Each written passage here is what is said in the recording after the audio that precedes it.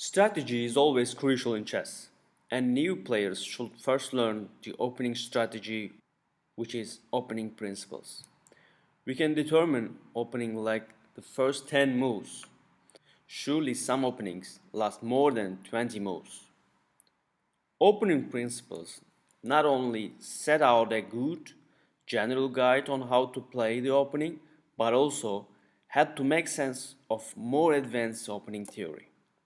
If you don't learn these principles, you may get in trouble against players who are already familiar with them.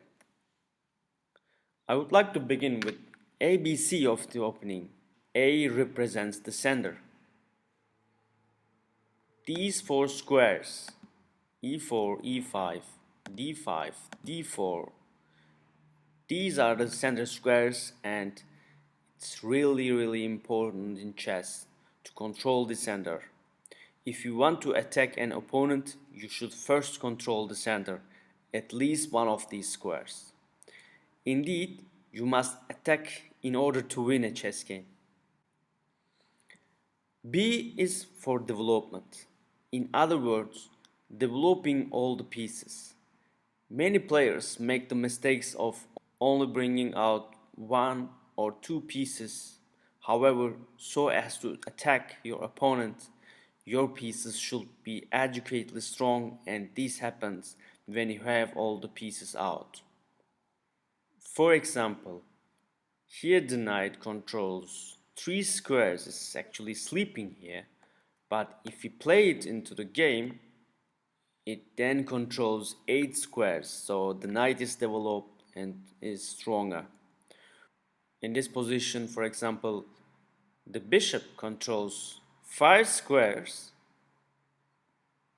If we get it into the game, now it controls 9 squares, so the bishop is much better. That's why developing the pieces is very important in chess, and all the pieces have to be in the game in order to win against a good player.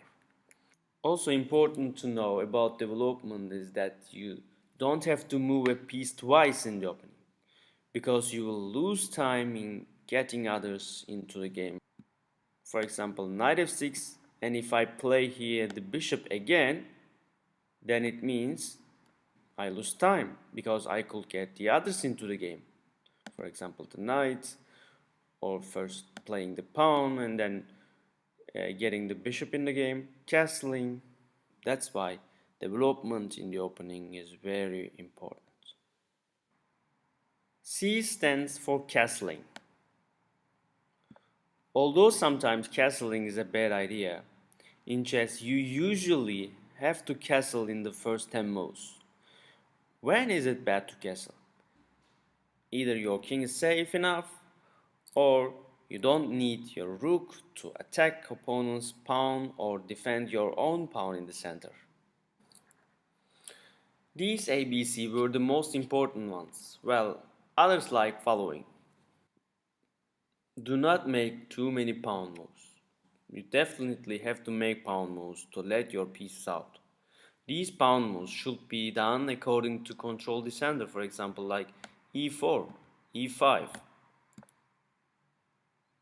e4 pawn covers the e4 square and also controls d5 square.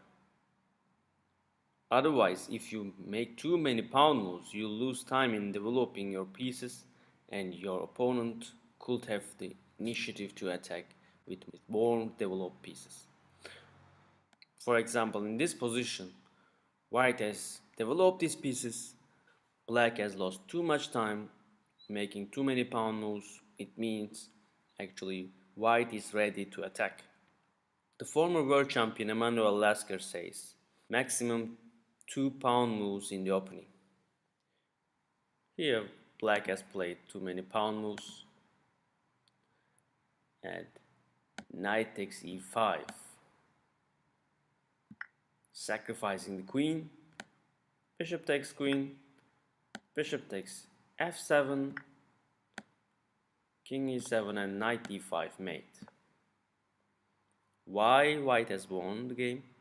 Because he had more developed pieces. The next principle I'm going to show you is about the queen. Queen may be the most powerful piece of the game, however, it cannot do anything without the support of the other pieces. So, let's look at our example. e4, d5, e takes d5, queen takes d5. This is a Scandinavian defense, which is actually a solid and playable defense. Knight c3, developing the piece with tempo here. Tempo means time in chess. Black is trying to hold the queen early in the game, like queen g5. Knight f3, again developing with tempo. Queen h6, for example. d4, threatening the queen, this time with the bishop. Queen f6, and again with the bishop g5. Here we can see that white has all the pieces in the game thanks to the black queen, and black has none. Black tried to do things with the queen, but all the things was to survive the queen. Now in the example comes the worst move, queen c6. Bishop b5, black queen is trapped. From this example we can understand we don't have to take the queen early out in the game. First, knights, bishops, oftentimes castling, and then queen. This is an usual order that I can suggest to you. In most cases, knights should be played before the bishops.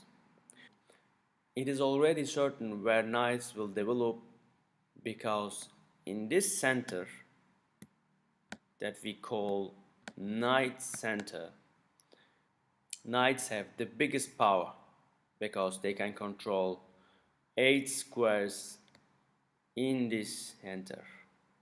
That is the reason why we develop the knight on these squares: f3, c3, c6, f6. On the contrary, it is not yet certain to which square the bishops we will play. It usually depends on the opponent's move. I can play the bishop here, or here, or here. There are many options. That's why we can still hold the bishop in the first line. Of course, each of these rules have exceptions, like for every rule in chess. But these were the general principles for opening.